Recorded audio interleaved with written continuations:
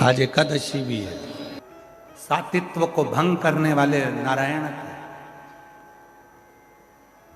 नारायण के सामने वृंदा जाकर खड़ी होकर कहती है, अरे नारायण भगवान, तुमने मेरा सातित्व डिगा दिया। जैसे शिव जी की पत्नी सती जलकर भस्म हुई थी, वैसे ही आज मैं भी भस्म हो जाती। राख का ढेर बन गई वृंदा, राख का ढेर।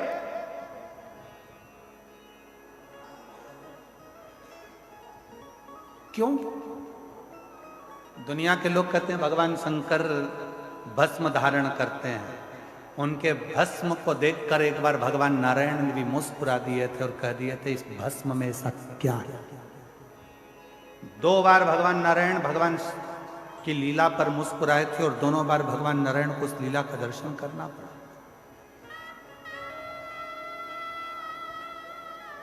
शिव के तन पर चढ़ी हुई भस्म, माता सती के शरीर की चढ़ी हुई भस्म देखकर भगवान नारायण सुदर्शन चलाने से पहले हंस दिए। भगवान, आपके तन पर भस्म। नारायण मुस्कुरा दिए। शिव जी मन में सोचे, नारायण, जिस दिन इस भस्म को चढ़ाओगे तब मालूम पड़ेगा कि भस्म में है क्या, इस भस्म में क्या है। उस दिन आपको मालूम पड़ेगा कि भस्म है क्या। ऐसा मौका नारायण भगवान के पास कभी नहीं आया कि भगवान नारायण भस्म चढ़ा रहे, पर एक मौका आया जब जलंधर की धर्म पत्नी वृंदा अपना सातित्व भंग होने के बाद अपने शरीर को जलाकर भस्म कर देती है, राख का ढेर बन जाती है। तब नारायण की आंख में आंसू भरा था और नारायण ने उस वृंदा की भस्म को अपने तन पर धारण कर लिया था। तन पर।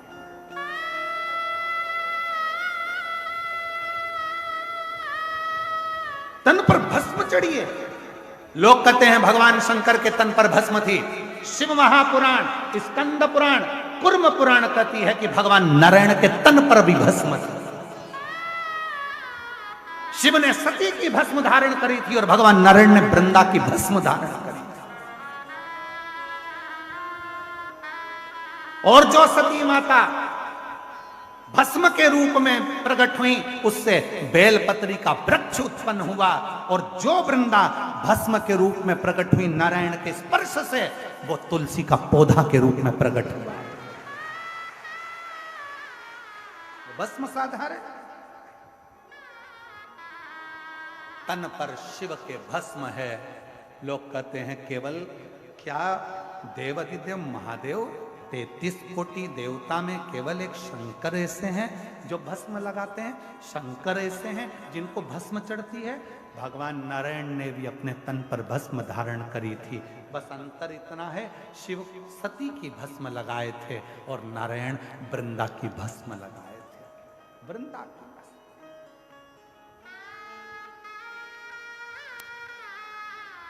और जब वृंदा की भस्म तन पर चढ़ी, वृंदा की भस्म जब तन पर चढ़ी हुई थी, नारायण आंखों से अश्रु बहा रहे थे, नैनों से नीर बह रहा था, आंसू बह रहे थे।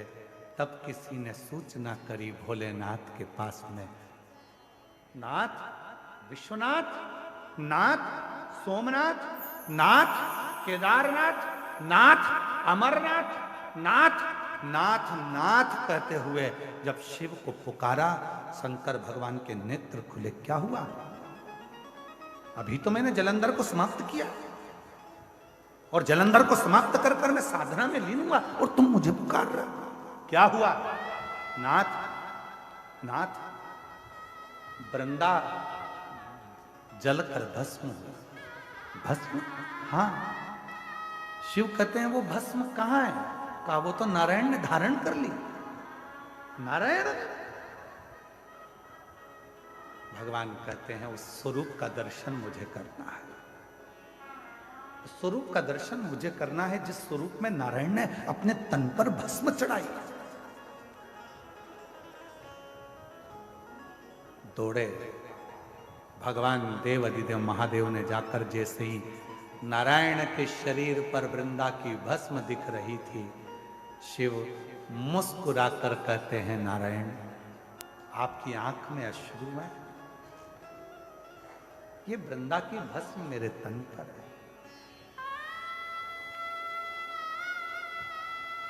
शिव कहते हैं, केवल संसार के मनुष्य के लिए यह बात नहीं, जैसी करनी वैसी भरनी हमारे लिए भी निश्चित है।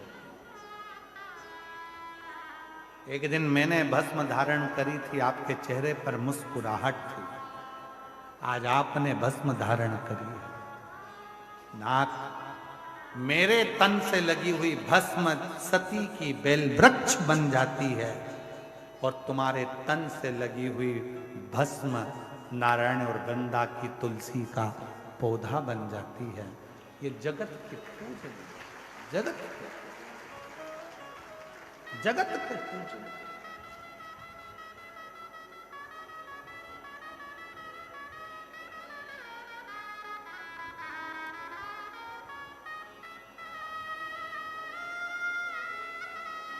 कितना सुंदर कहा है। किसी व्यक्ति के शरीर में जब लीवर किडनी से जुड़ा हुआ जब रोग हो जाता है,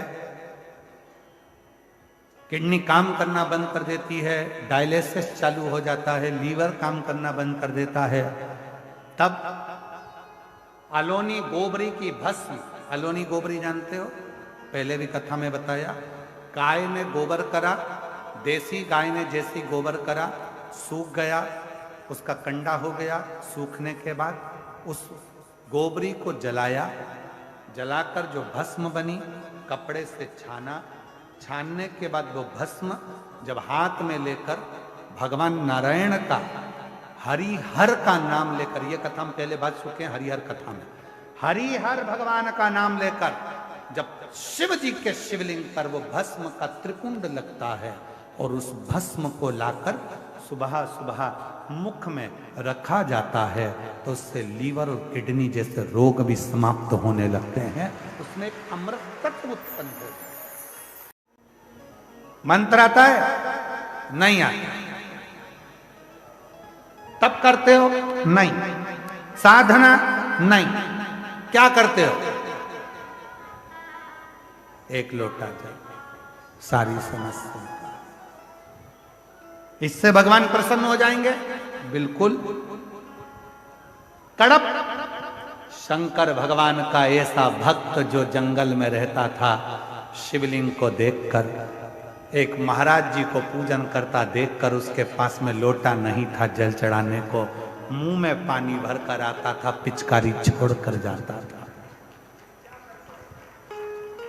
पर शिव ने कृपा कर दी, उसको ना विधि आती थी ना विधान आता था, न मंत्र आता था, ना तंत्र आता था, ना साधना आती थी, ना जप आता था।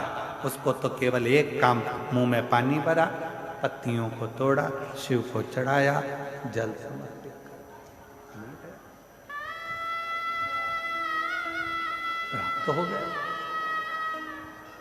कुछ नहीं आता और सत्य बोलने में कुछ नहीं जाता। बोलो सही है कि गलत है? सत्य बोलो। मरने के बाद लोग बोलेंगे राम नाम सत्य है, जीते जी बोल लो सत्य। जो सत्य है सत्य।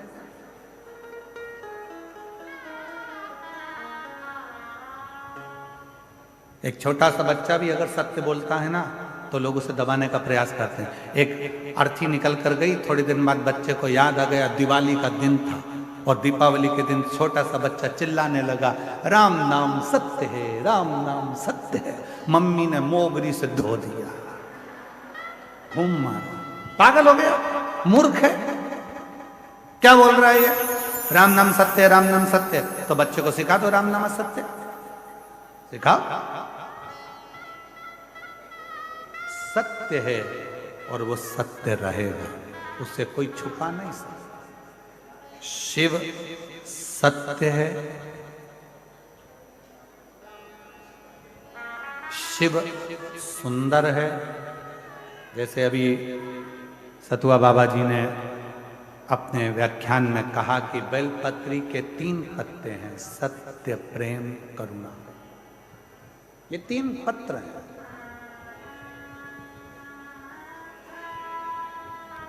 और कोई कोई बेलपत्री 5 पत्ते की होती है तो उसमें 2 पत्ते और जुड़ जाते हैं, समर्पण और विश्वास।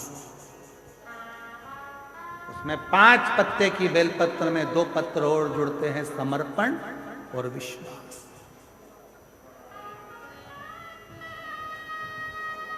फिर 2 पत्ते जुड़े तो 7 पत्ते की बेलपत्र में साधना और तप। उस बेलपत्र के 2 पत्ते हो रहे। ऐसे बेलपत्र के जब पत्र बढ़ते हैं तो शिव भी सोचते हैं कि ये साधारण पत्र नहीं है, ये तप, साधना, विश्वास, सत्य, ये सब जब सम्मिलित होता है तब कोई शिव की भक्ति को प्राप्त कर पाता है। शिव की भक्ति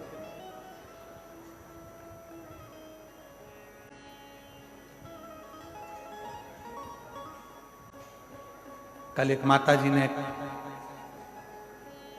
पत्र भेजा था, उस पत्र को हमने पढ़ा, शायद वो कक्षा में ही होगा। उस पत्र में उन्होंने लिखा था कि गुरुजी, आप प्रयागराज के मेले में आते हो और प्रयागराज के मेले में आते हो तो सब बाबा मिलते हैं, तुम क्यों नहीं मिलते? तो हम हाथ जोड़कर निवेदन करते हैं कि हमसे ज्यादा आप उस देव अधिदेव महादेव से मिलने का संकल्प लें। हमारा एक लक्ष्य है कि आप शंकर जी से कैसे भी जुड़ जाओ, क्योंकि सियोर वाला महाराज तुम्हारा दुख कभी नहीं काट सकते।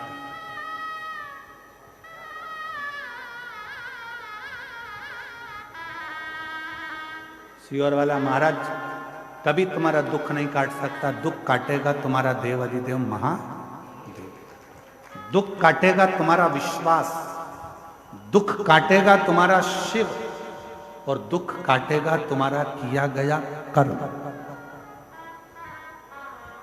कोई सियोर वाला बाबा तुम्हारा दुख नहीं काट सकता। तो हमसे मिलने से ज्यादा तुम्हारे अंदर उस परमात्मा से मिलने की ललकता होना चाहिए। उस परमात्मा से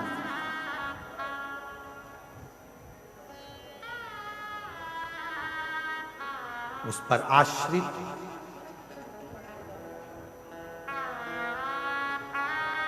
जहां पर ज्ञान अहंकार में बदल जाता है, वहां फिर परमात्मा स्वीकार करना बंद कर देता है। आप विद्वान हो अपनी जगह पर, आप ज्ञानवान हो अपनी जगह पर, आप बहुत बड़े पद पर बैठे हो अपनी जगह पर जिस दिन तुम्हारे भीतर इन सभी चीजों का अहंकार आ जाएगा, तब समझ लेना कि मेरा भगवान तुमसे दूर हो गया, फिर मेरा परमात्मा तुम्हारे पास में नहीं, मेरा परमात्मा दूर है।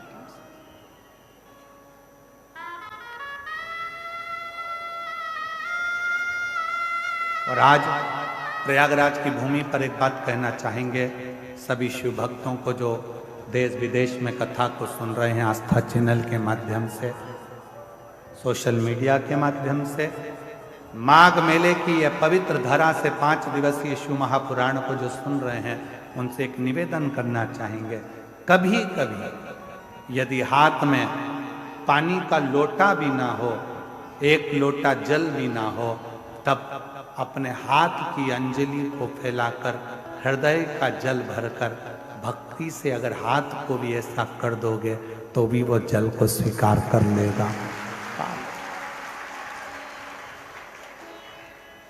वो स्वीकार करेगा। उसमें आपका विश्वास का होना जरूरी है, उसमें आपके भरोसे का होना जरूरी है, उसमें आपकी दृढ़ता का होना जरूरी है। विश्वास, भरोसा, दृढ़ता यदि है, ब्रह्मा जी भगवान शंकर को नहीं मान रहे। कई लोग ऐसे हैं संसार में कि वो सोचते हैं कि मैं जो बोलूं वो होना चाहिए, मैं जो करूं वो होना चाहिए। तो ब्रह्मा जी शिव जी को नहीं मान, भगवान शंकर को मानने के लिए तैयार नहीं हुए, भगवान ब्रह्मदेव। तब भगवान नारायण ने उनको समझाया फिर भी वो नहीं मानते, तब भगवान नारायण ने और भगवान ब्रह्मा ने एक पर्वत को घुमाया तो उससे शिवलिंग की आकृति उत्पन्न हो गई। तब ब्रह्मा जी ने उस शिवलिंग की आकृति में से कानों में ध्वनि सुनी।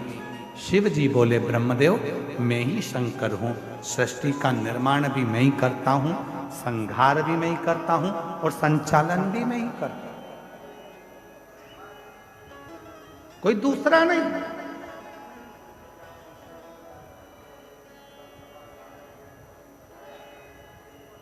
कई लोग कहते हैं घर में चला रहा हूं, झूठ मत बोल, मर जाओगे चला के बताओ। कई लोग कहते हैं दुकान में चला रहा हूं, झूठ मत बोल, तुम्हारे बस की बात नहीं है। अभी चलते चलते एक्सीडेंट हो जाए, हॉस्पिटल में पड़ा रहेगा, दुकान चलेगी कि नहीं चलेगी? व्यर्थ की बात मत बोल।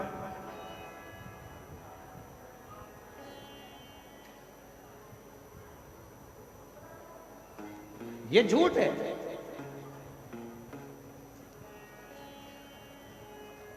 ये सब झूठ है। नहीं, प्रभु आपकी कृपा से सब काम हो, भोले आपकी कृपा से सब काम हो, करते हो भोले बाबा मेरा नाम हो रहा है, करते हो भोले बाबा मेरा नाम हो रहा है, भोले आपकी कृपा से सब काम हो रहा। आप और हम कुछ नहीं कर सकते, करने और कराने वाला तो मेरा देव अधिदेव महादेव है, जो करा रहा है, कर रहा है, चला रहा है और आपको चल रहा है, ये उसके ऊपर, ये आप और हमारा बस की बात नहीं। कोई कहे कि अगर मैं ना करूं तो कुछ भी ना हो, तो हमारा निवेदन है 2-4 घंटे के लिए मर के देख ले, चलेगा कि नहीं चलेगा? सब चलेगा।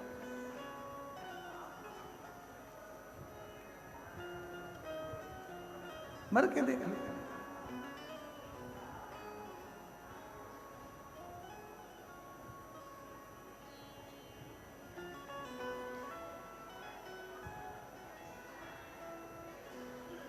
कोई मरता है, प्राण छूटते हैं, आप लोग उसके घर पे बैठने जाते हो कि नहीं जाते?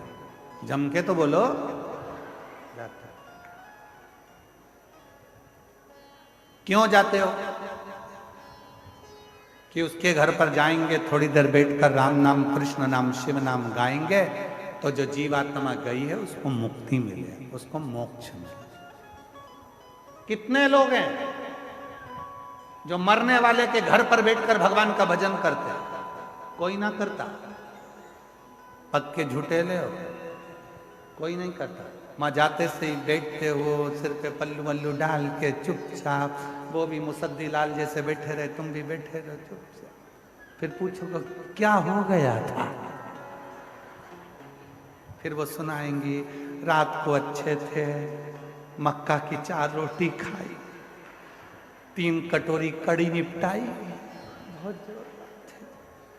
एकदम रात्रि को 1 बजे बोले मेरे सीने में दर्द हो रहा, मैंने बाम लगाया, मला जी सुबेरे साफ।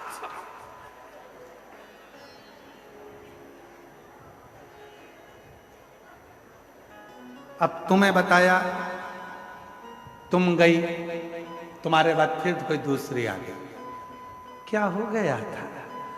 मक्का की 2 रोटी खाई, 2 कड़ी की कटोरी निपटाई, रात को सीने में दर्द, बाम लगाया, सब करके देख जी। ये गई, फिर दूसरे 13 दिन में 1300 लोगों को स्टोरी सुनाई। उससे अच्छा एक सीडी बनवा लेती, प्लेयर पास में रख लेती, जैसे बेंजो वाले भैया ने डब्बा रखा है बाजू में आवाज आने के लिए, ऐसे एक डब्बा रख के प्ले कर देती वो सीडी में भरकर कि ऐसे मरा था सुन ले। ये जाकर मत पूछो मरने वाले के यहाँ कि कैसे गया, ये पूछो कि कहाँ गया। भजन करो, कीर्तन करो, नाम जाप करो, स्मरण करो, शिव नाम जपो, राम नाम जपो, कृष्ण नाम जपो। और हम पूछ रहे हैं कहाँ गया।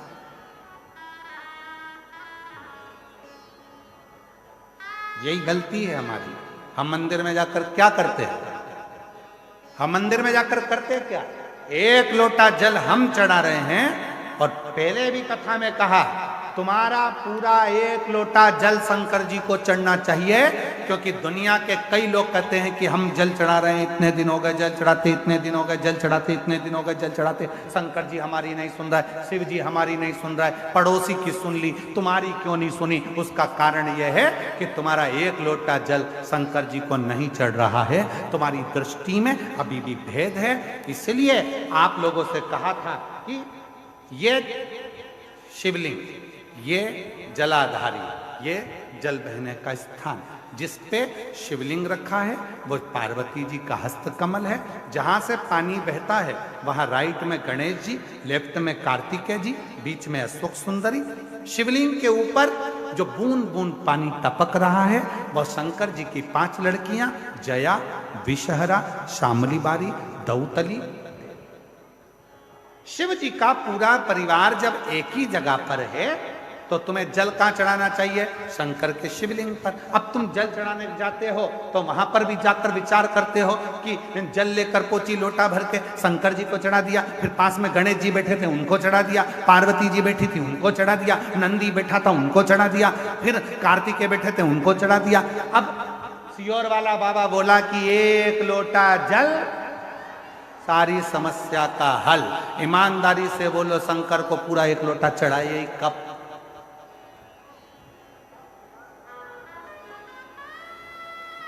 वो एक लोटा जल लेकर गई थी, उसी में शंकर जी को चढ़ा दिया, उसी में गणेश जी को चढ़ा दिया, उसी में पार्वती जी को चढ़ा दिया, उसी में कार्तिकेय जी को चढ़ा दिया। वो एक लोटे जल का तुमने विभाजन कर दिया। इसलिए शंकर जी भी कह रहे हैं कि तेरी दृष्टि में अभी भी सब देवता अलग अलग हैं। जिस दिन एक शिवलिंग में तुझे राम, कृष्ण, देवी, देवता, गणेश सबका दर्शन होने लगे, समझ लेना उस दिन तेरा दुख समाप्त होना प्रारंभ हो। दिन तेरा दुख समाप्त होना पर हम शिव के वो एक लोटे जल को समझ ही नहीं पाते। और आप में से कई लोग होंगे जो ये गलती करते होंगे, ऐसा नहीं कि नहीं करते होंगे। एक लोटा जल चढ़ाना, गणेश जी को चढ़ा दिया, पार्वती जी को चढ़ा दिया, नंदी को, वो एक लोटा जल पूरा। जब हमारे यहाँ शंकर जी के मंदिर में टूटा हुआ नारियल नहीं चढ़ता, शिव जी के मंदिर में टूटा हुआ चावल का दाना नहीं चढ़ता, शिव जी के मंदिर में टूटी हुई सामग्री नहीं चढ़ती, तो आधा लोटा जल क्या करेंगे बोले ना? पूर्ण समर्पण, पूर्ण समर्पण। और जब पूर्ण समर्पण होगा तो वो सुख अपने आप आपको मिलेगा। महाराज, शिव को रिझाना, भगवान शंकर को रिझाना बहुत सरल।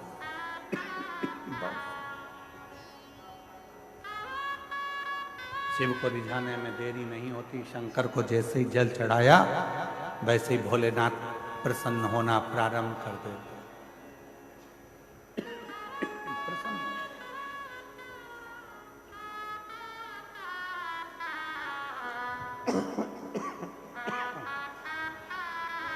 शिव करुणा के साथ, इसलिए शिव महापुराण की कथा में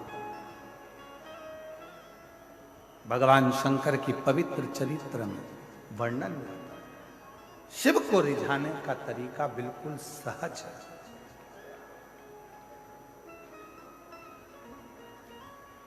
शिव जी को पूजन करने की विधि प्रिय है कि शिव जी को भाव प्रिय है।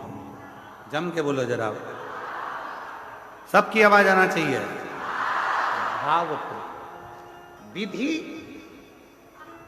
शिव को कोई बहुत ज्यादा विद्वान हो तो वो विधि से पूजन करे, पर शंकर विधि से ज्यादा भाव से प्रसन्न, भाव से। एक गुरु वो होता है जो अपना कक्ष या पंडाल नहीं छोड़ता, और एक आप पर आपके गुरु की कृपा है जो भोजन व्यवस्था, अन्य व्यवस्था, खुद दौड़ दौड़ कर व्यवस्थाओं को देखना, ये एक सच्चे गुरु के शिष्य का प्रमाण, सच्चे गुरु। शिव सिखाते ही है, मेरे शंकर भगवान ना विधि से प्रसन्न होते हैं ना भाषा से प्रसन्न होते हैं।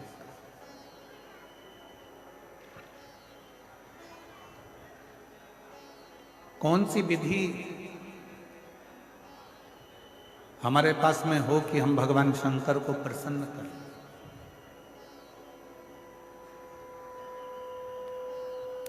कौन सी विधि हमारे पास में हो कि हम भगवान शंकर को प्रसन्न कर कर उनसे वर प्राप्त करें? कोई विधि हमारे पास में नहीं है कि हम शिव जी को प्रसन्न कर सकें। और कौन सी भाषा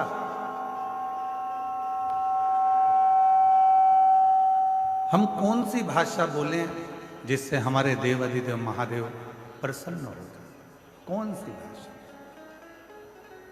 तो कहा एक विश्वास की विधि है, एक भक्ति की विधि है और प्रेम की भाषा है। ये दो चीजें अगर हमारे पास में है तो हमारा देव अधिदेव महादेव प्रसन्न भी होता है और वर भी होता है। और तेरी कृपा बिना न हिले एक भी अणु, लेते हैं श्वास तेरी कृपा से तनु तनु। बखान क्या करूं मैं राखों के ढेर का, चपटी भभूत में खजाना कुबेर का। हे गंगाधर मुक्तिदारी ओंकार तू, भोले ओंकार तू। आयो शरण तिहारी शंभु तारू। शिव एक विधि से प्रसन्न हो जाते हैं, वो विश्वास की विधि है और भक्ति की विधि।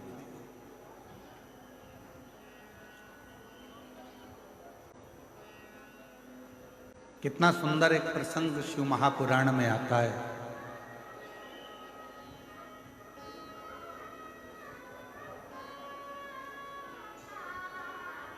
उत्तर भारत में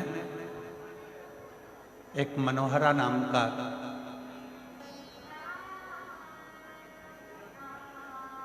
एक भगवान शंकर का शिव भक्त निवास करता था। शिव भक्त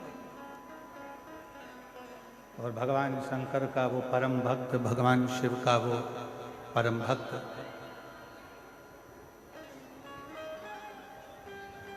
उत्तर भारत में एक मनोहरा नाम का एक शिव भक्त रहता था। और ये उत्तर भारत में ही प्रयागराज की भूमि पर कथा चल रही है। मनोहरा नाम का एक शिव भक्त है।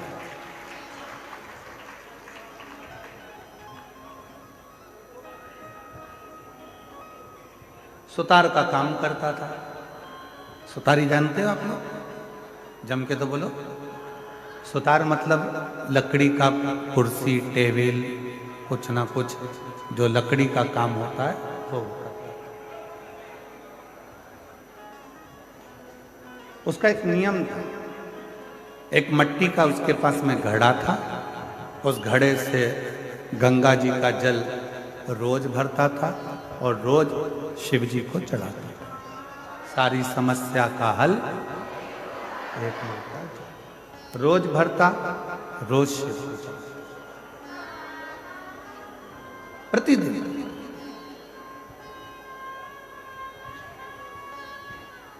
मनोहरा सुतार से उसके जितने भी दोस्त थे, जितने मित्र थे, जितने परिवार वाले थे, जितने कुटुंबी थे और जितने आसपास में रहने वाले लोग थे, वो सब ईर्ष्या करते थे, सब।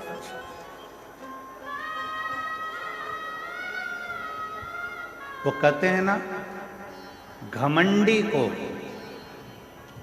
ईश्वर नजर नहीं आता, घमंडी को ईश्वर नजर नहीं आता, ईर्ष्यालु को पड़ोसी नजर नहीं आता और क्रोधी को उसका परिवार नजर नहीं आता। कोई घमंडी है, उसके अंदर घमंड भरा हुआ है, उसके अंदर घमंड भरा पड़ा है, तो उसको ईश्वर नजर नहीं आएगा। वो घमंड उसके अंदर यदि भरा पड़ा हुआ है तो उसको ईश्वर दिखेगा ही नहीं। ऐसे कई लोग हैं जिनको रोज समझाना पड़ता है कि राम है, कृष्ण है, शिव है, पर कई घमंडी ऐसे पड़े पड़े हुए हैं, अपनी घमंड में इतना ज्यादा वो फूले हुए हैं कि वो राम और कृष्ण शिव को मानने को तैयार ही नहीं।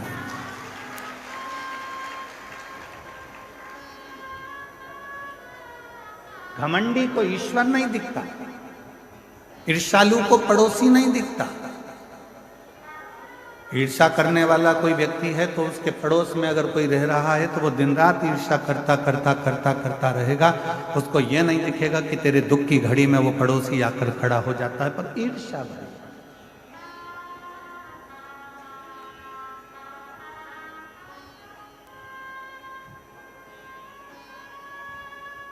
क्या करने आए हो प्रयाग की भूमि पर?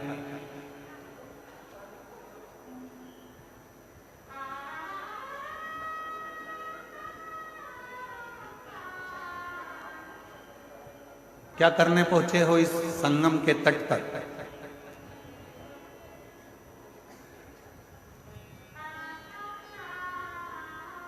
संगम के तट पर अक्षय वट के पास में नाग वासुकी का मंदिर है।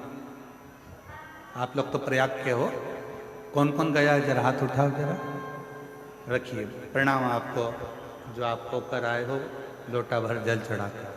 नाग वासुकी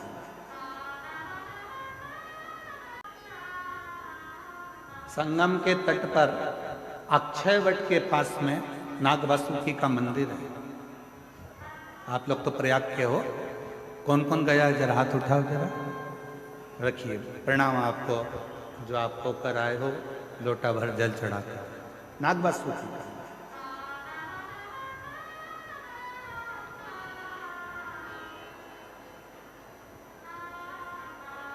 संगम के तट पर अक्षय वट के नजदीक में नाग वासुकी का मंदिर है।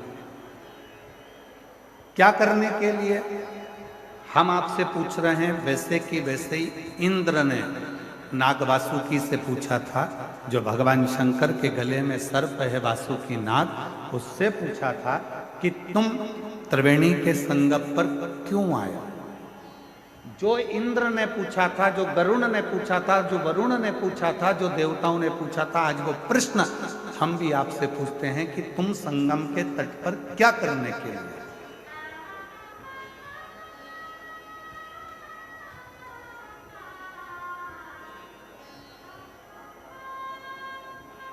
हजारों वर्ष पुरानी कथा आज फिर सतुआ बाबा के शिविर में वही प्रश्न लेकर खड़ी हो गई, जो देवताओं ने भगवान शंकर के गले में पड़े हुए नाग वासुकी से पूछा था। वो प्रश्न आज फिर सामने आकर खड़ा हो।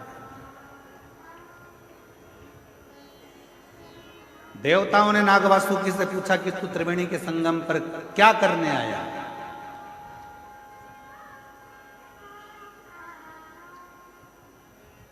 क्या करने के लिए आए? नाग वासुकी से बार बार प्रश्न करा गया, क्यों आए हो? ये गंगा यमुना सरस्वती के संगम पर नाग वासुकी क्या कर? आज वही प्रश्न हम आपसे कर रहे हैं, क्योंकि आप सब प्रयाग के रहने वाले हो। आपसे पूछा जाए कि आप त्रिवेणी के संगम पर क्या करने आए? प्रश्न यहां खड़ा होता है। तो नाग वासुकी ने कहा, मंथन के समय पर मेरा शरीर पूरा की पूरा कष्टप्रद हो गया है, शरीर में से रक्त निकल रहा है, मेरे शरीर की एक एक नस नस टूट चुकी है, क्योंकि मैंने जब मंथन मुझे पकड़ कर करा गया तो पर्वत के घर्षण से मेरा शरीर पूरा टूट चुका है, मैं बहुत कष्ट में हूं, बहुत तकलीफ में हूं। तो क्या करने आए हो? बस उस कष्ट को मिटाने के लिए और भगवान से उनकी कृपा पाने के लिए मैं त्रिवेणी के तट पर आकर विराजमान। अब कोई तुमसे पूछे, क्यों रे भाई, ए प्रयाग वालों, त्रिवेणी के तट पर तुम क्या करने के लिए आए हो? तो तुम्हें नाग वासुकी के वो शब्द याद रखना है कि नाग वासुकी ने कहा कि मेरा शरीर हर जगह से टूट चुका है, बहुत कष्ट में हूं, और मेरे कष्ट को मिटाने के लिए और भगवान की अविरल भक्ति को प्राप्त करने के लिए मैं यहाँ आया हूँ।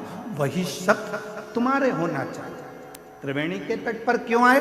जब हम राम नाम जपेंगे, कृष्ण नाम जपेंगे, शिव नाम जपेंगे, भगवान की भक्ति करेंगे, भजन करेंगे, मंत्र जाप करेंगे, नाम जाप करेंगे, इस प्रयागराज की भूमि पर त्रिवेणी के संगम पर बैठकर हम कल्पवास करेंगे, भगवान की अविरल भक्ति प्राप्त करेंगे, तो हमारे जितने दुख हैं वो तो कटेंगे ही, साथ में भगवान शंकर की और राम की, कृष्ण की अविरल भक्ति भी हमको प्राप्त।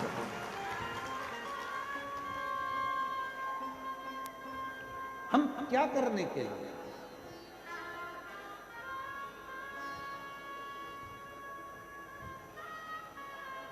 भोजन तो आप अपने घर पर भी कर सकते थे। बोलो बोलो, जम के बोलो जरा। और जितनी भी मेरी जीजी आई हैं ना, ये खाली हाथ नहीं आई हैं, घर से कुछ ना कुछ खुरमा, मठरी, चक्की, लड्डू, तिल्ली का कुछ ना कुछ बनाकर लाई हैं। जैसे ही अंदर देरी होती है निपटा जाती है। बस अपने भाई को नहीं खिलाती है, बाकी के तो निपटा जाती हो।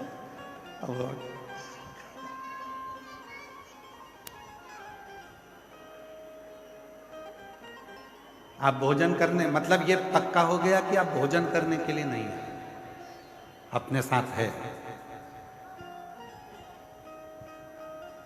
फिर किसी ने पूछा, क्या तंबू में रहने के लिए, टेंट में रहने के लिए नीचे बिछा हुआ कालीन चाहिए? तो आप वो हो, मेरी जीजियां, मेरे जीजा ऐसे हैं कि इनको कालीन की भी जरूरत नहीं है।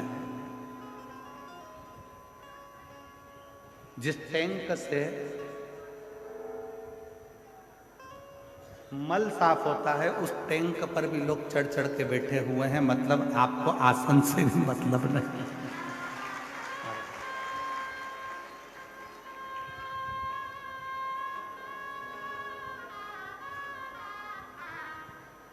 उस पे भी चढ़ के लोग बैठे हैं। फिर पूछा कि कोई अच्छी जगह मिल जाएगी? तो मतलब तुम जानती हो कि शंकर को पाने के लिए जगह नहीं देखी जाती, क्योंकि शिव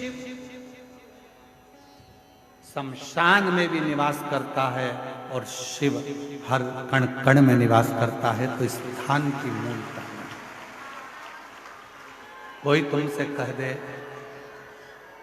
कोई तुमसे कहे कि शंकर भगवान केवल मंदिर में मिलेंगे, या शिव जी केवल कथा में मिलेंगे, या शिव जी केवल घाट पर मिलेंगे, या शंकर भगवान केवल अमरनाथ केदारनाथ में मिलेंगे, तो नहीं, ऐसी कोई बात नहीं है। तुम्हारे घर में रहो, घर में रहकर रोज श्री शिवाय नमस्तुभ्यम का जब जप करना प्रारंभ करोगे तो तुम्हें मंदिर क्या, मेरा भोलेनाथ तुम्हारे घर में आकर तुम्हें दर्शन देना प्रारंभ।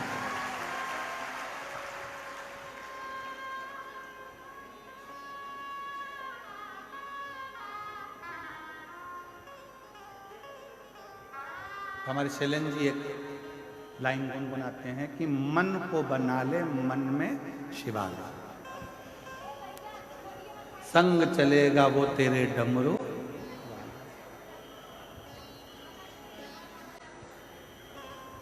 मन को शिवालय बना, और जिस दिन तुम्हारा मन शिवालय बन गया उस दिन तुम्हें शंकर को ढूंढने जाने की जरूरत नहीं, मत जाओ।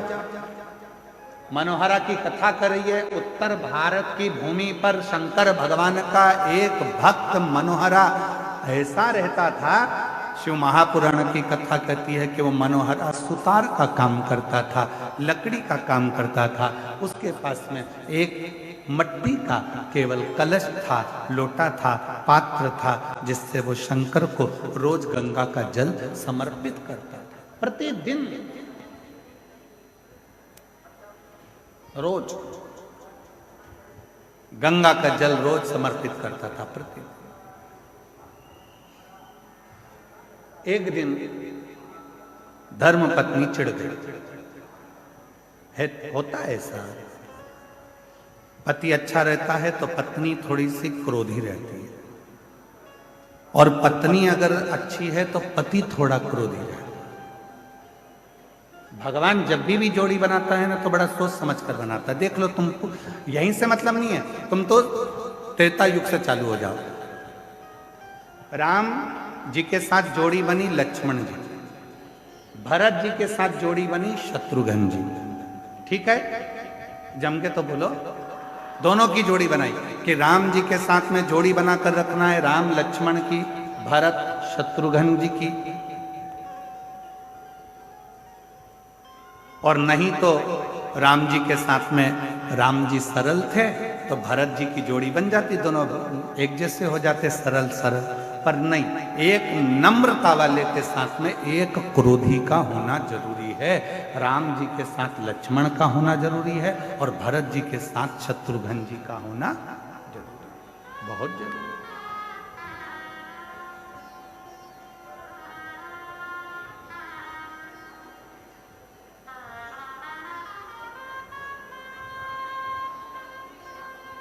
पति गुस्से वाला है, पत्नी थोड़ी सी नम्र।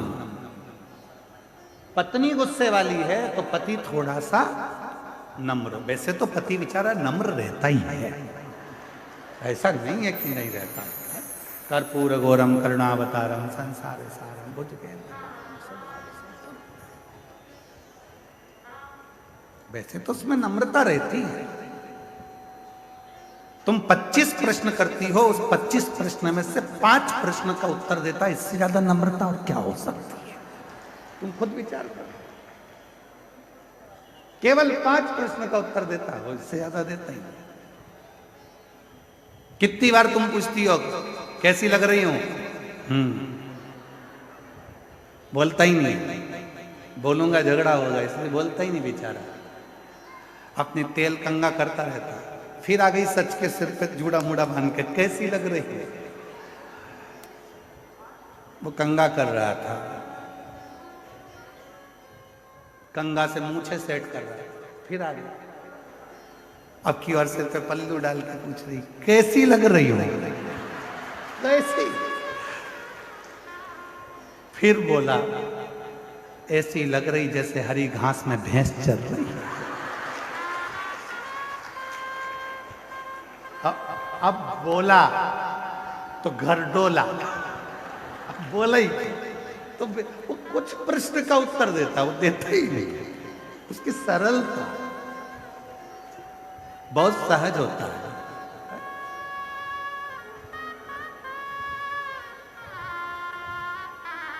जोड़ी बनी। मनोहरा की जो धर्म पत्नी थी वो थोड़ी सी क्रोधी थी, बहुत तेज, बहुत तेज।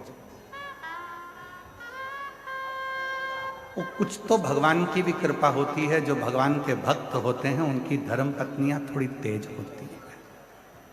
पत्नी अगर भक्त है तो उसका पति तेज होगा, और पति अगर भक्त है तो उसकी पत्नी तेज होगी। पर सतुआ बाबा जी, हम पर भोलेनाथ की कृपा है, हमारी अच्छी है।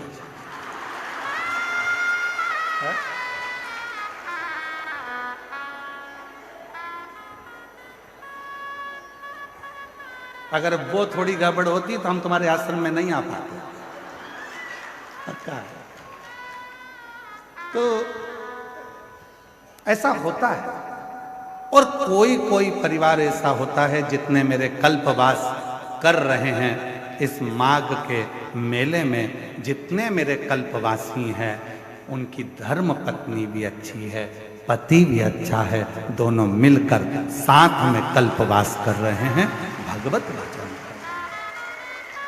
कई बहुत बाबा की कृपा से, कहीं शिव जी की बड़ी करुणा है जो ऐसे पति पत्नी हैं कि दोनों हर साल कल्पवास करने के लिए 1 महीना दोनों रहकर अपने झोपड़े में, अपने टेंट में, पंडाल में भगवत भजन कर कर भगवान की अविरल भक्ति को प्राप्त कर। अविरल। तो मनोहरा की जो पत्नी थी,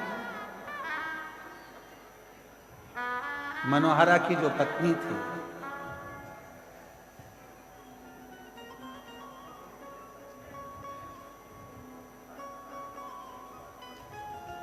वो मनोहरा की पत्नी बहुत तीव्र थी, बहुत तीव्र।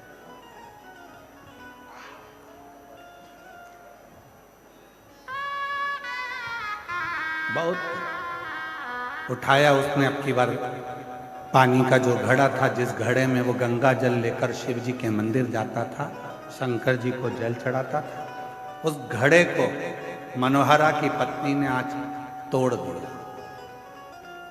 मनोहरा रोता हुआ शिव के मंदिर पहुंचा। शिव के मंदिर,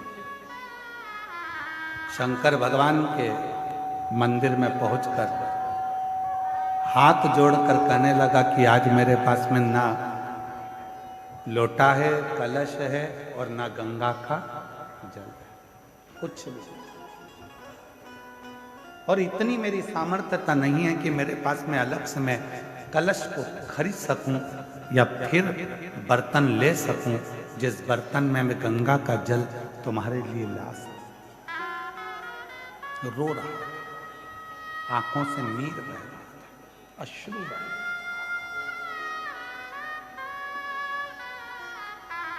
रोते रोते रोते रोते आखिरी में वो शंकर के शिवलिंग से चिपक गए। आंख के आंसू शिवलिंग पर पड़ रहे थे।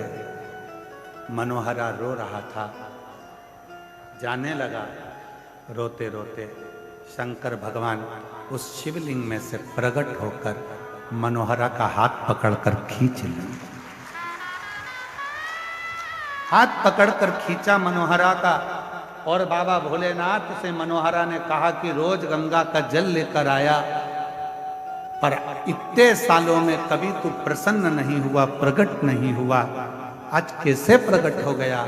शिवजी कहते हैं मैं चांदी के या सोने के लोटे से प्रसन्न नहीं होता, मैं तो दिल से चढ़ाए हुए अश्रु के एक बूंद से भी प्रसन्न हो जाता हूं, जो भाव से मुझे समर्पित किया गया, जो तुमने मुझे भाव से दिया है। ना विधि थी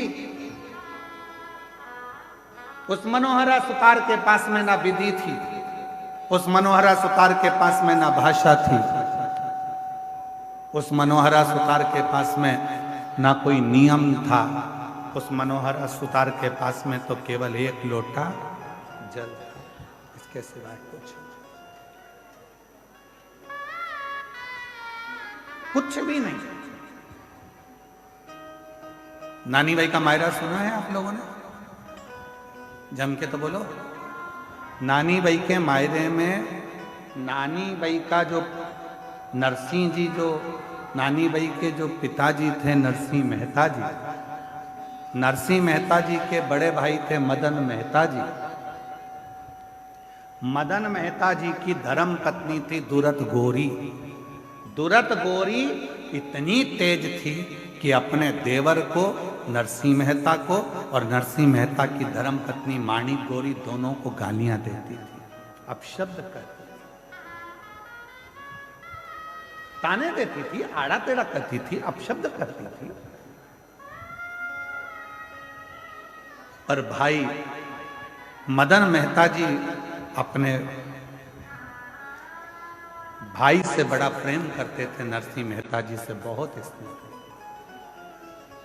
जब दादी नरसिंह मेहता की जो दादी जी थी वो नरसिंह को बहुत प्रेम करती, बहुत।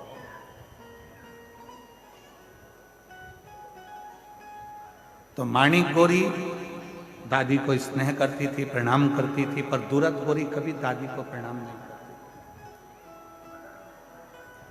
प्राण छूट गए दादी के, मर गए। नरसिंह मेहता की पत्नी भी खूब रोई और नरसिंह मेहता की भाभी भी बहुत रोई।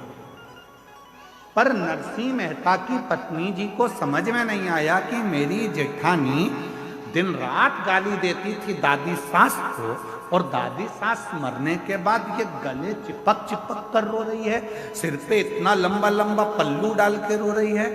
सास जिंदा थी तो पल्लू रखा यहाँ, और सास मर गई तो पल्लू रखा बिल्कुल छाती तक, और चिपक चिपक कर रो रही है। और थोड़ी देर तक रोई चिपक कर, उसके बाद देवरानी से बोली मैं पानी पी के आई, अब तू रो ले। जब देवरानी रोने के लिए बैठी माणिक गोरी, तब उसको समझ में आया कि मेरी जेठानी चिपक कर इसलिए रो रही थी कि सास के कान में सोने की मुर्की थी जो कान में डली थी, उसको दांत से कटक रही थी, निकाल। जब वो मुर्की निकल गई, रोते रोते लेकर गई और पानी के मटके में उसको डाल दिया, और आकर बोली कि अब दादी जी को लेकर चले जाओ, कब तक रखोगे। रोते रोते उनको लेकर गए। दादी जी के जाने के बाद 13 दिन नहीं हुए पूरे, और नरसिंह मेहता की भाभी ने नरसिंह मेहता को घर से निकालने का प्लानिंग कर लिया। जब प्लान बनाया उसको निकालने का, तब बड़े भाई को लगा कि मेरा बेटा, मेरा भाई आखिर जाएगा कहाँ, कहाँ जाएगा। तो फिर बड़े भाई ने विचार करा कि दुनिया में एक ऐसा है, वो देव अधिदेव महादेव, जो ठोकर खाए हुए व्यक्ति का साथ निभा देता है।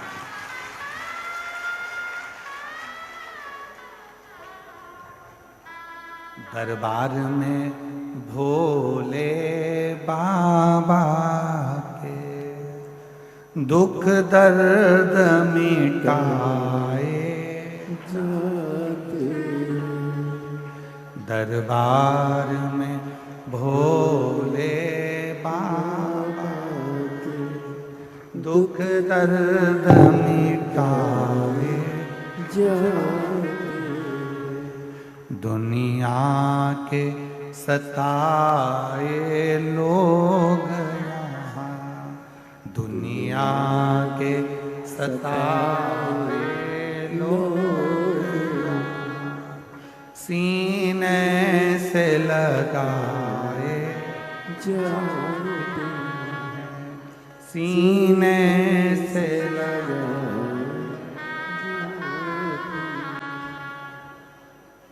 एक है जो निभा सकता है, एक है जो निभाए, और वो केवल एक देवाधिदेव महादेव है जिसके चरणों में मुझे मेरे भाई को भेज देना चाहिए। यदि मेरा भाई शिव जी के मंदिर तक चले गया तो निश्चित है जो मेरा भाई चाहता है उसको वो सब कुछ मिल जाएगा। जरा स्मरण करिएगा, नरसिंह मेहता का मायरा कब बचा, कब स्मरण हुआ।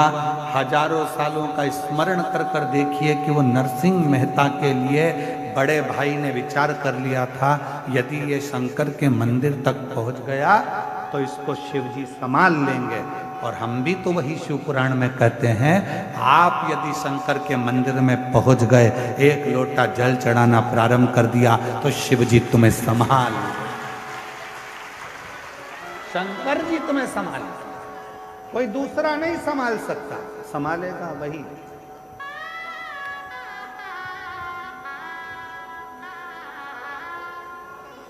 दुनिया के सताए लोग यहाँ सीने से लगाए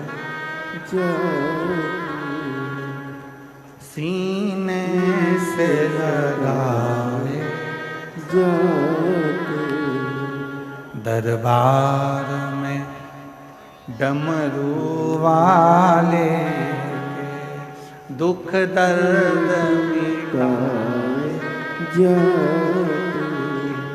दुख दर्द मिटाए जाते। आप शिव जी के दरवाजे तक पहुंचो, शंकर जी की चौखट तक पहुंचो, शंकर जी के मंदिर में एक लोटा जल चढ़ाने के लिए पहुंचो। शिव तुम्हारे दुखों को काटना प्रारंभ कर दे, शिव तुम्हारे कष्टों को मिटाना प्रारंभ कर दे। जाना पड़ेगा, तेरे मंदिर में आना मेरा काम है और मेरी बिगड़ी बनाना तेरा। जाओ।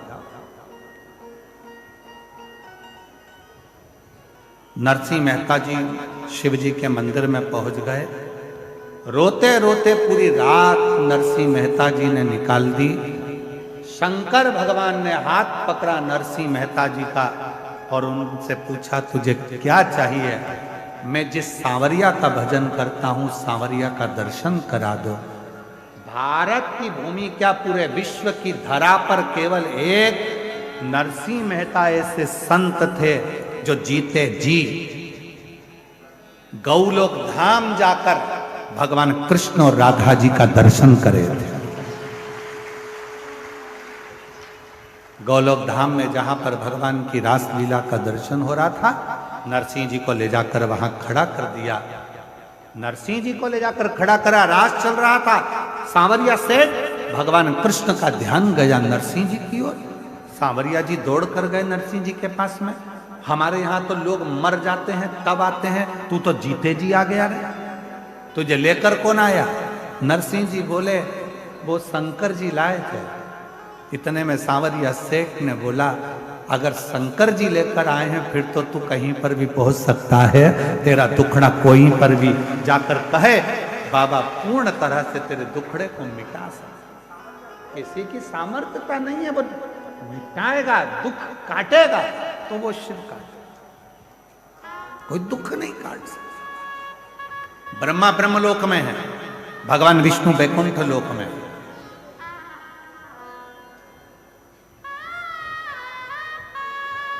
जितने देवता पृथ्वी पर प्रकट हुए सबके जाने की खबर है, सबके जाने का प्रमाण है और सबकी कथा है। पर केवल एक देव ब्रह्मा ब्रह्मलोक में, भगवान विष्णु वैकुंठ लोक में, केवल मृत्यु लोक में एक देव विराजमान है, जो देव आदिदेव महादेव विराजमान, जिसके जाने की कथा नहीं है कि शंकर जी कहीं चले गए, शिव जी कहीं पहुंच गए। शंकर के तो यहीं कैलाश पर, काशी में, सोमनाथ में, मल्लिकार्जुन में, यहाँ तक प्रयागराज की धरा पर भी, अगर पूरी भूमि पर, पृथ्वी पर कहीं पर भी घूम कर देख लो, शिव हर जगह मिल जाएगा। शंकर शिव शिव, वो कहीं नहीं जाता, तो यहीं रहता, उसको अपना दुखड़ा आप कह सकते। हमने कभी भी आप लोगों से ये नहीं कहा कि बहुत दूर शंकर जी का मंदिर हो तो वहां जल चढ़ाने जाना।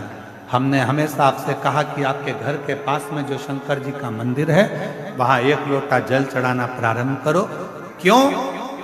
शरीर में रोग आता है तो पहले पास के हॉस्पिटल में दिखाया जाता है, पास के हॉस्पिटल में काम नहीं चलता फिर बड़े हॉस्पिटल में जाया जाता है, बड़े हॉस्पिटल में काम नहीं चलता फिर जाकर अपन लखनऊ में जाकर दिखाते हैं, लखनऊ में काम नहीं चले फिर जाकर अपन मुंबई पहुंच जाते हैं, मुंबई में काम ना चले तो फिर विदेश लेकर जाते हैं। अर्थात पहले अपने पास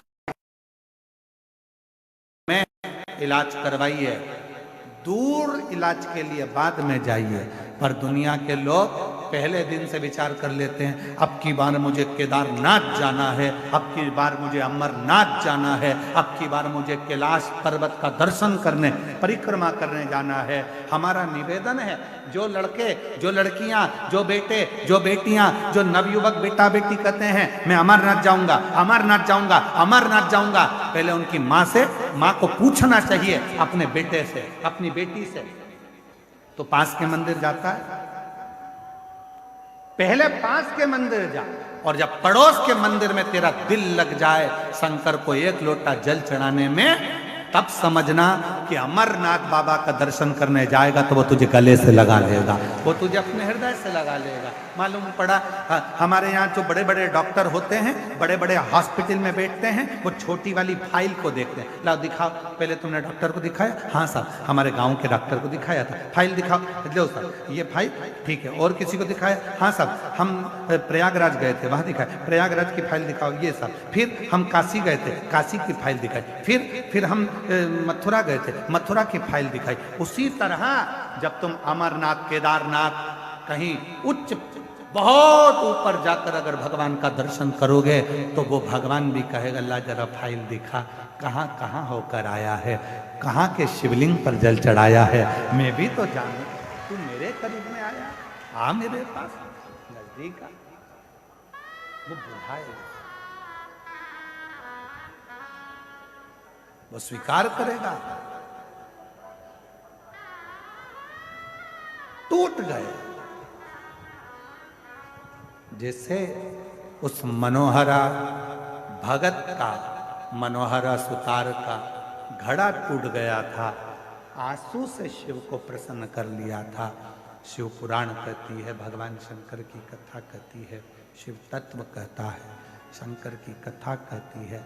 भगवान को दिल से, विश्वास से, भक्ति से रिझाने का प्रयास करोगे तो शिव रीझ जाएगा, भगवान शंकर रीझ जाएगा।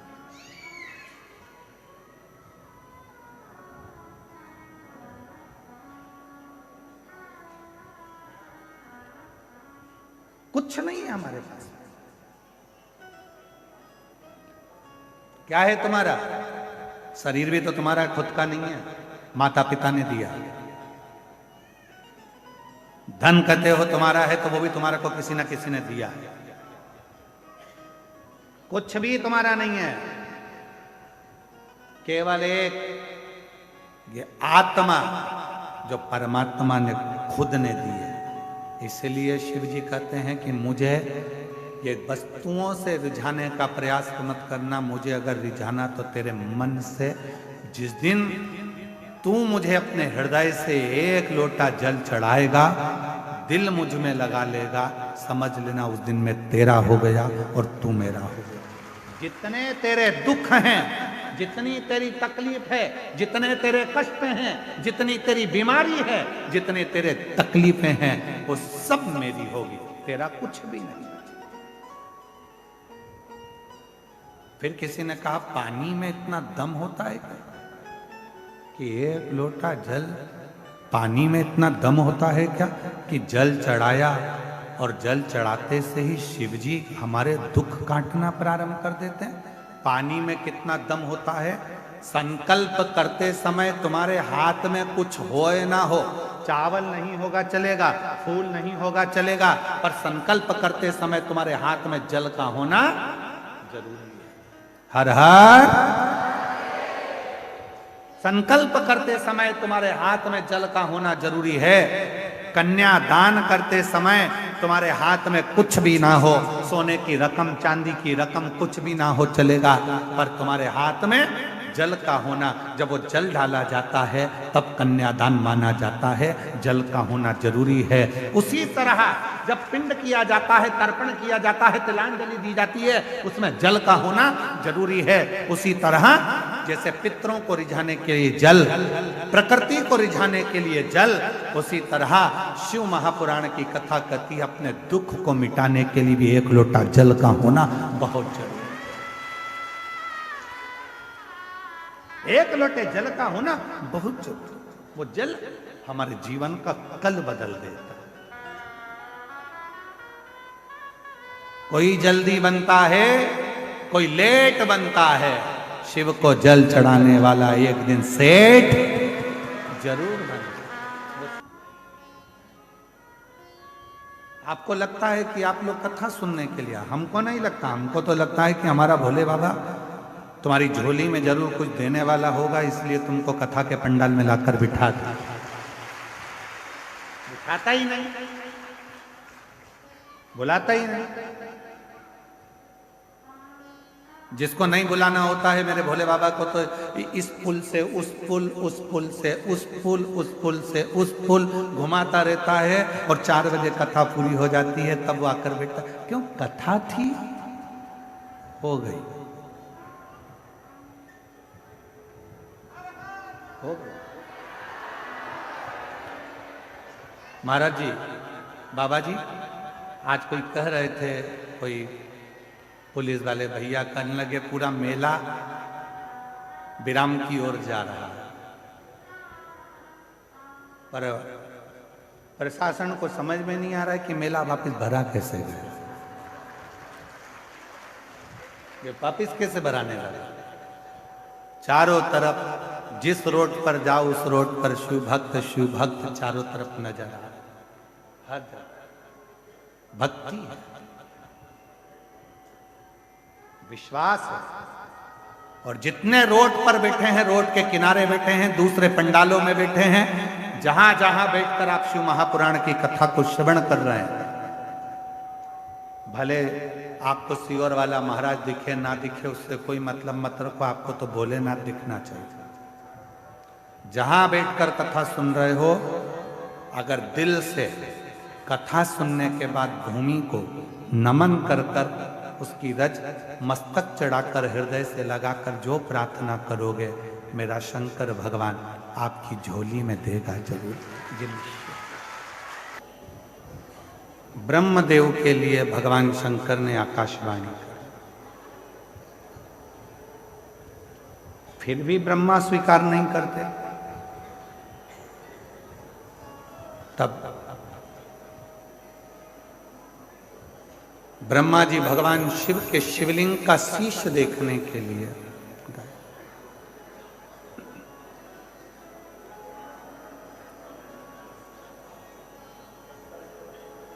भगवान नारायण भगवान शिव जी के शिवलिंग का चरण देखने के लिए आकर सत्य कह दिया कि मुझे चरण नहीं मिला, तो भगवान विष्णु का नाम शिव जी ने सत्य नारायण रख दिया। प्रथम आकर तुम सत्य बोले हो, इसलिए संसार सागर में जिसके यहां भी कोई शुभ कार्य होगा, दुनिया के लोग आपकी पूजन करेंगे, सत्यनारायण के रूप में पूजे जाओगे, सत्यनारायण के रूप में आपका नाम रहेगा। तब से आज तक पृथ्वी पर जब भी कोई अच्छा कार्य होता है तो लोग सत्यनारायण भगवान का पूजन, आराधना, अर्चना, साधना करते हैं। सत्यनारायण भगवान की आराधना साधना। बोले सत्यनारायण भगवान की। सत्यनारायण भगवान की आराधना साधना सत्य से। फिर प्रसंग आया, ब्रह्मा जी केतकी के पुष्प को और गौ माता को लेकर आए, दोनों ने झूठ बोल दिया। तब जैसे ही दोनों ने झूठ बोला, शिव जी ने उन दोनों को शाप। केतकी के पुष्प, तू झूठ बोलता, इसलिए सारे देवताओं पर चढ़ेगा पर शिव पर कभी नहीं चढ़ेगा। और गौ माता, आपने भी झूठ बोला, आपका पूरा शरीर पूजा जाएगा पर आपका मुख अपूज्य माना।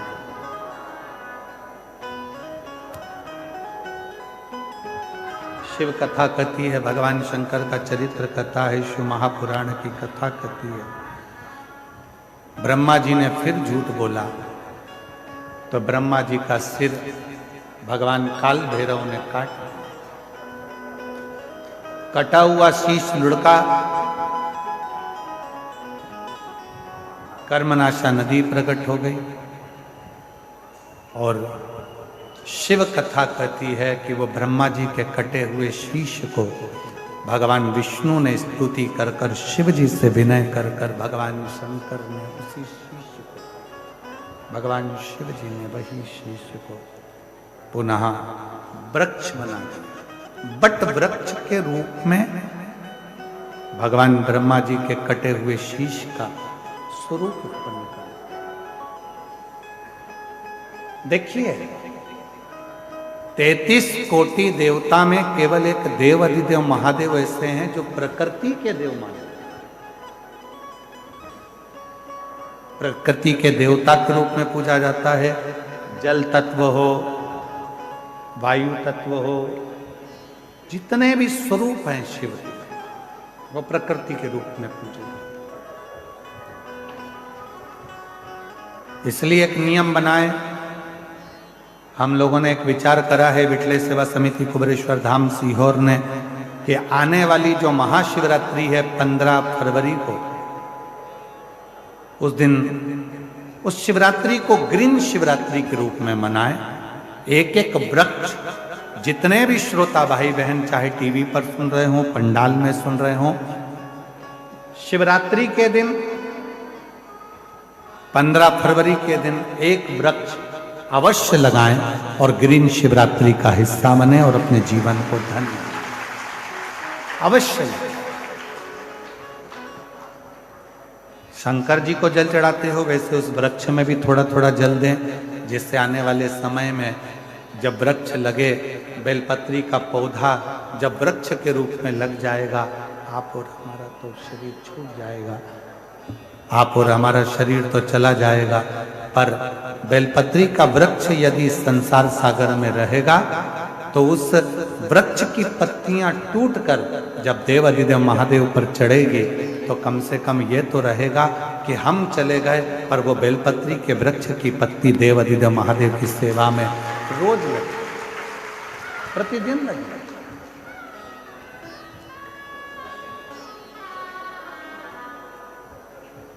देखिए शंकर भगवान के पूर्ण स्वरूप में कितने वृक्षों की उत्पत्ति हुई, अजय कितने वृक्षों की उत्पत्ति।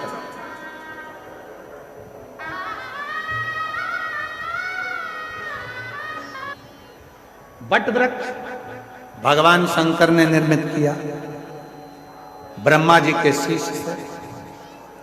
बेलपत्री का वृक्ष मां सती की भस्म और मां जगत जननी जगदम्बांबा का तेज प्रकट किया।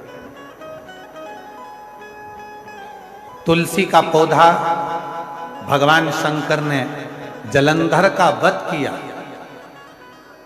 वृंदा के सातित्व को नारायण भगवान ने दिखाया और नारायण और वृंदा के उस भस्म स्वरूप का आनंद तुलसी के पौधे के रूप में निर्मित है।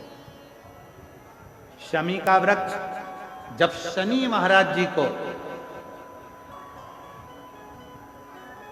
माता ने ही श्रापित कर दिया, तब उन्होंने भगवान शंकर की आराधना काशी में करी, और काशी में जब शिव की आराधना करी तब भगवान शंकर ने शनि को शमी के रूप में एक आनंद सुख देने वाला प्रकट कर दिया।